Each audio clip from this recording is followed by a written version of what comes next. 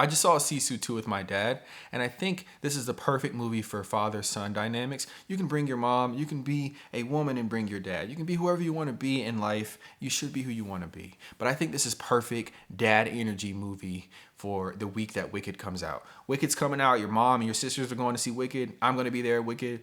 I'm going to have a popcorn bucket for Wicked. You can judge me all you want. But like, as you see me walk into the auditorium for Wicked, I want to see you and your father or your father figure or your bros or whoever you like that likes this kind of stuff. I want to see you walking into Sisu 2 because I think Sisu 2 took a risk.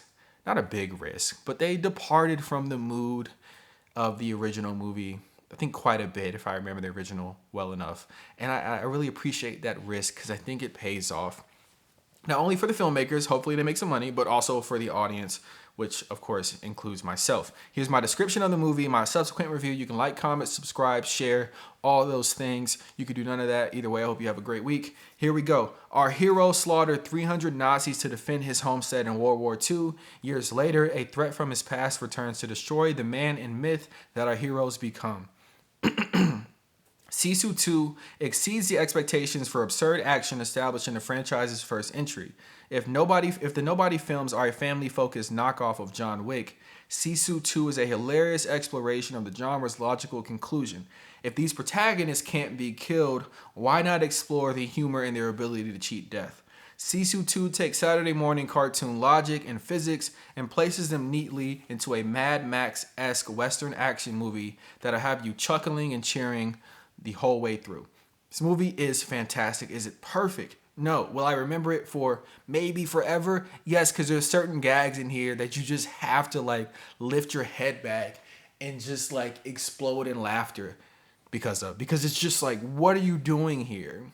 I don't know what about the first movie that did seem, again, somewhat like a generic John Wick ripoff, where it just is like, okay, serious dude is being bothered by like serious bad guys.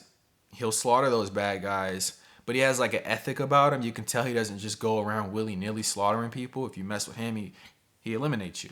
That guy had that same motif, that same vibe. Motif, is that right? I don't know. You don't know either. We're going to keep it. But the thing about this one is it's an exploration of the chaotic and comedic because they're related in this world, in this space. Like, if you do absurd things in a movie like this, a like Western action movie, then you're kind of being funny about it because you know that this stuff is so absurd that like no one in their rightful mind is going to actually decipher the logic you establish. So why not just say no logic? Whatever I can think of, whatever our budget allots for, we're going to do. If that includes like redirecting a plane that is crashing with planks of wood, then we'll do that. If that includes quite literally having soldiers rock, paper, scissors to decide who checks on the guy that can't be killed, that likely just escaped the situation, if that includes using some impromptu explosive concoction to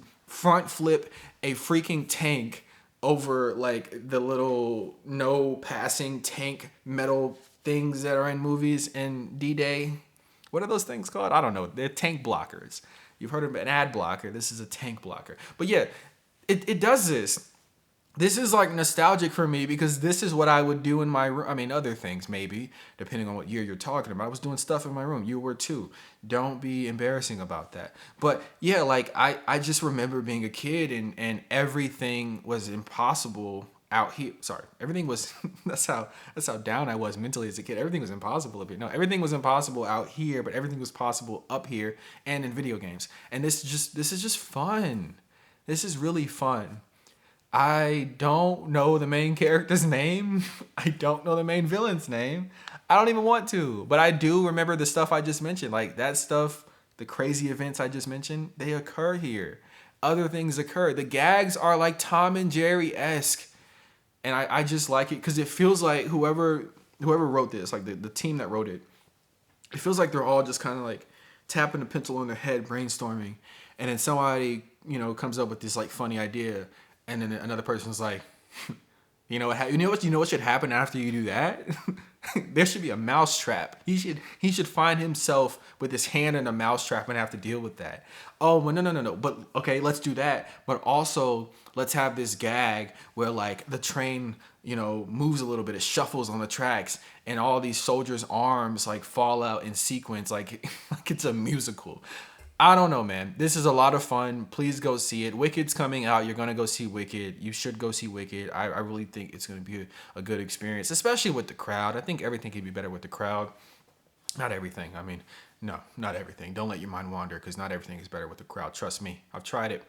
Didn't get invited back. But yeah, I eight. I don't know. 8.5 out of 10. Mad Max meets John Wick vibes meets World War II setting, and not a lot of talking. I think that's fun.